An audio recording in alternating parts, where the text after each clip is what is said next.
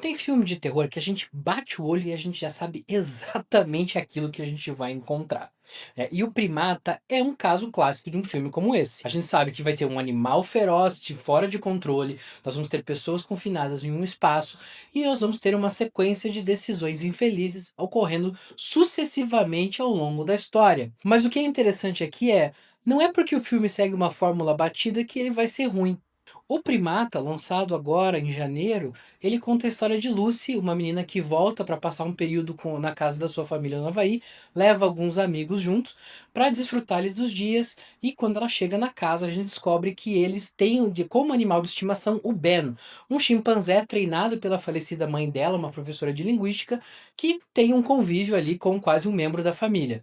Acontece que o Ben tem contato com um animal com raiva e contrai a doença que acaba se manifestando e ele entra nesse surto assassino. Então, assim, o filme ele não tenta trazer nenhuma grande camada, nenhum mistério, nada. Ele tira já todas as cartas ali logo no começo e a gente vai seguindo essa história sem ter que se preocupar muito em achar um sentido, um significado, a interpretação de trauma. Não, o filme é isso aqui, é simples, é direto e eu acho que é isso que melhor funciona em O Primata. Ao assistir o filme, a gente percebe aqui que existe um trabalho muito bom na hora de criar tensão. As cenas, para mim, de construção de tensão, aquelas que o macaco ele tá se aproximando, a gente não sabe muito bem de onde ele vem, ou ele tá perto e os nossos protagonistas estão confinados, elas são muito bem construídas, elas são muito bem pensadas, muito bem dosadas, sem uma pressa desesperada para te atacar o tempo todo.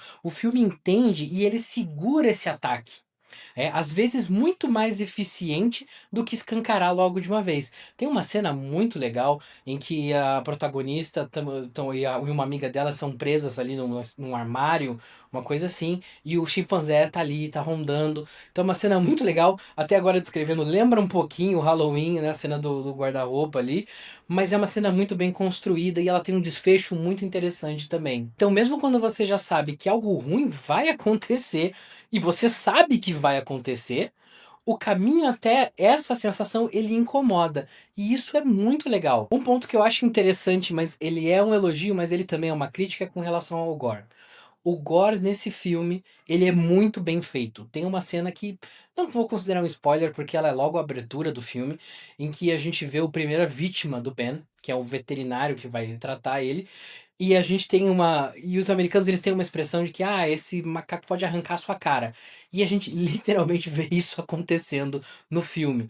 Então o gore do filme é muito bem feito, é muito bem pensado, ele é muito interessante. Porém, ele aparece muito pouco.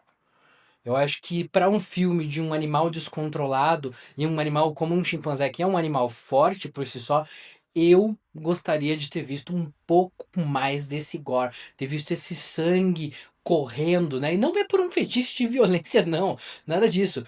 Mas é porque tinha espaço para isso acontecer. A história, ela permitia isso. A ideia de um animal descontrolado nos dá essa possibilidade de colocar ali que o filme, né, tenha um pouco mais de violência, mas eu senti que aqui o diretor preferiu ir com um pouco mais de calma. Então nós temos aí, ao longo do filme, umas 3 mortes mais significativas e outras que passam um pouco batido. Quanto à direção do filme, eu acho que é legal mencionar que ele é do Johannes Roberts, o mesmo diretor de Medo Profundo, um filme de tubarão. Ele também fez ali um dos filmes do Resident Evil, mas isso a gente finge que não acontece.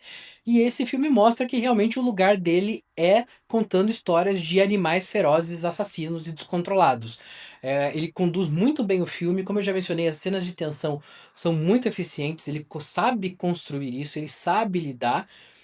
E também a gente percebe ali uma direção mais segura, uma coisa mais controlada. Com relação ao elenco, né, aquele elenco jovem extremamente caricato de filme, então a gente tem a mocinha ali um pouco mais contida, tem aquela amiga mais piriguete, que não é muito chegada dela, tem a melhor amiga, tem o crush, tem a irmã dela, então a gente percebe que é aquele elenco assim de personagens que a gente sabe exatamente que a grande parte deles tá ali pra morrer. A gente não se importa com eles, a gente acaba conhecendo um pouco da história de cada um, mas nada suficiente pra gente se apegar, não além daquilo que é necessário para criar os momentos de tensão. Então a gente consegue ter uma certa relação com esses personagens, mas ainda assim é algo muito pontual, é algo só pra gente não querer que eles sejam estraçalhados, por assim dizer. Talvez seja essa a melhor forma de escrever, mas você não se preocupa com eles. Eu não estou aguardando o Primata 2, por exemplo. Não é algo que tá no meu radar e que, sinceramente, eu acho que não precisa acontecer. Mas conhecendo Hollywood, a gente sabe que, como tá fazendo relativamente um bom sucesso, o filme tem sido muito bem recebido pela crítica. É aquela coisa, ninguém tá dizendo assim, pô, é o filme que vai revolucionar o cinema de horror, tá ressignificando o gênero. Não.